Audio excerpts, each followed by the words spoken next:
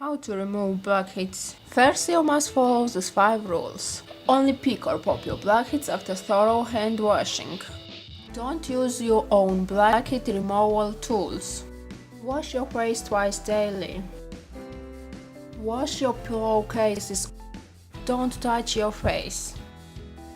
And now how to make blackhead removal mask at home.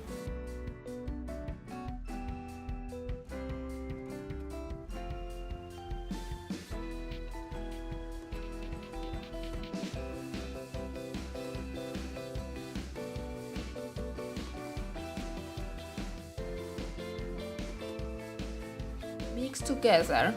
Let it set for 10 minutes, then rinse with warm water. The lactic acid in yogurt and the calming qualities of oatmeal mix to create an effective blackhead blocking formula.